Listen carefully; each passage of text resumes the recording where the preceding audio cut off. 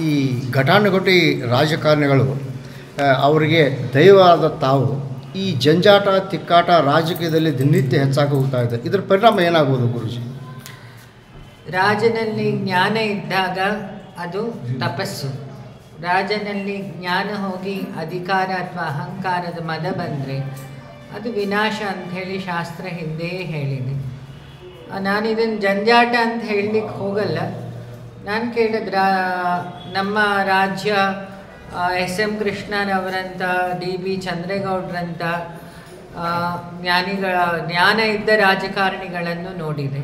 So ಈಗಿನ ಯುವ ಪೀಳಿಗೆ ಏನು ರಾಜಕಾರಣಕ್ಕೆ ಬರ್ತಾರೆ ಅವರನ್ನು ಮಾಡೆಲ್ ಆಗಿ ತಗೊಂಡಾಗ ಇನ್ನೂ ಹೆಚ್ಚಿನ ಕೆಲಸ ಮಾಡಲಿಕ್ಕೆ ಅವರಿಗೆ ಸಾಧ್ಯ ಆಗುತ್ತೆ. ಡಿ.ಕೆ. ಶಿವಕುಮಾರ್ ಮುಖ್ಯಮಂತ್ರಿ ಆಗ್ತಾರಾ ಗುರುಜಿ? ನಮ್ಮೆಲ್ಲರ ಇಚ್ಛೆ ಇದೆ ಅವರಾಗಲಿ ಅಂತ ಹೇಳಿ. ಗುರುಗಳ ದಯೆಯಿಂದ ಆಗುತ್ತೆ ಅನ್ನೋದು ನನ್ನ ನಂಬಿಕೆ. ಈಗ